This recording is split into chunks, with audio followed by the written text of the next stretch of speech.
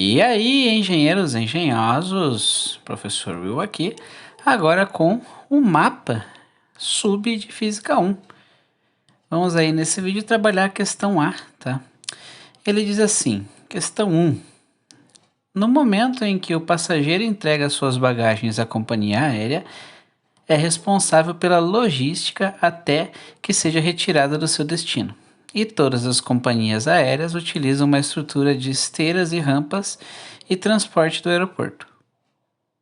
Sendo assim, para verificar a construção das esteiras e rampas de transporte de malas, foi considerada a seguinte situação: uma rampa sem movimento, ou seja, uma rampa estática, sabe? É igual um tobogã, por exemplo. Ou um escorrega de um parquinho de criança, tá? De 10 metros de comprimento e ângulo de 20 graus com a horizontal, é usada para descer as malas e, para não fazer muito impacto na bagagem no momento da descida, foi instalada uma mola com constante elástica de 50 Nm, ou seja, bem pouquinho, tá? Cada mala tem massa média de 20 kg. Considere 9,8 como a aceleração da gravidade e o coeficiente de atrito igual a 0,5, tá? Questão A. Construa o diagrama de corpo livre das forças exercidas sobre a mala e calcule a força de atrito. Nesse momento a gente só vai, nesse vídeo, trabalhar apenas essa construção do diagrama de corpo livre, tá? O cálculo da força de atrito ele faz mais sentido a gente ver com os demais aqui, tá bom? Que é o mesmo, a gente vai ter que utilizar esses cálculos nas seguintes. Então vamos lá. Vamos abrir aqui nosso quadro negro. Vamos lá. Ponteiro. Branquinha. Vai ficar mais fácil da gente enxergar. E aí, tá gostando desse vídeo? Tá te ajudando? Então sabe o que você vai fazer se tiver interesse no restante da resolução deste mapa? Você vai me chamar lá no meu Instagram, will.i.met, ou entrar em contato no meu WhatsApp, que também está aqui. Beleza? Então, chama lá e fica aí, aproveita o resto do vídeo. Não se esqueça de compartilhar ele nos seus grupos do WhatsApp e de deixar aquele like se estiver te ajudando. Beleza? Falou! Fica aí, hein? Então, ele deixa pra gente lá bem claro que é uma rampa, né? Eu imagino que essa rampa esteja descendo aqui, né? Desculpem-me, mas eu não sou tão bom de ângulo, então talvez não tenha 20 graus isso daqui, tá? Mas a gente vai imaginar que tem, tá bom?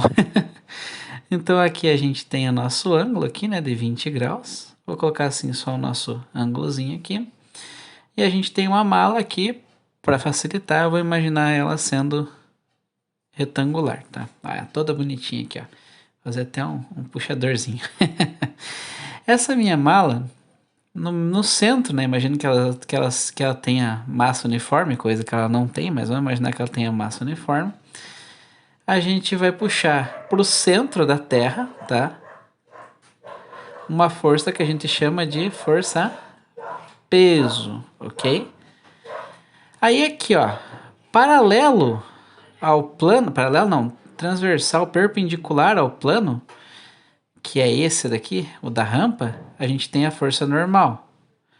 A força normal vai vir para cá. Aí a gente tem a força peso, ela sendo disposta, né, sendo decomposta, na verdade, em duas. Uma força peso que a gente vai chamar de Px e uma força peso que a gente vai chamar de Py, ok? Py necessariamente tem que ter a mesma valor Py tem que ser igual a normal, tá? Só que, por exemplo, enquanto a Py vai ter um sinal positivo, a normal vai ter um sinal negativo, ok? Aí aqui ele fala pra gente que tem atrito, tá? Então se tem atrito, a gente tem o quê? Uma força de atrito aqui no chão, contrária ao movimento, que a gente vai chamar de FAT, força de atrito. Mas a gente não pode esquecer, né, que a gente está tendo essa força peso X que puxa a mala para ela descer a rampa e a gente tem uma força contrária. Então a gente teria que ter uma força resultante, tá? Uma FR, que ela vai ser a nossa PX menos a nossa força de atrito. O importante é que ela tem que estar, essa força resultante, aqui para baixo, tá? E no mesmo sentido da PX. Então a nossa FR vai estar aqui. E com certeza a nossa força resultante vai ser menor do que PX. E por que ela não pode ser o contrário? Porque a força de atrito ela só existe se tiver movimento. Se ela estivesse movimentando para cá, sim, daí você tem uma força de atrito. A não ser que você tenha a força de atrito estático, né? Mas daí nesse caso, se você tiver uma força, essa força, ela necessariamente ela vai estar sendo aplicada em uma massa e ela tem que ser aceleração. Se não tem aceleração, você não tem uma força no fim das contas, tá? Aí você vai ter uma força de atrito estático, tá? Mas não quer dizer que não existe uma força sendo aplicada, só que não tem aceleração, tá bom? Então é estático. É nessa ideia. Então a força de atrito estático ela é assim, você vai fornecendo força, não tem movimento. Fornece força, não tem movimento. Fornece força, não tem movimento. Fornece força, não tem movimento. Fornece mais um pouquinho, aí ele tem movimento. Aí ele cai e ela faz isso daqui, ok?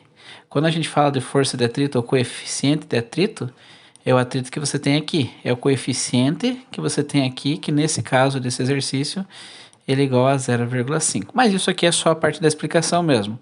O diagrama de corpo livre seria somente essa parte aqui. Beleza?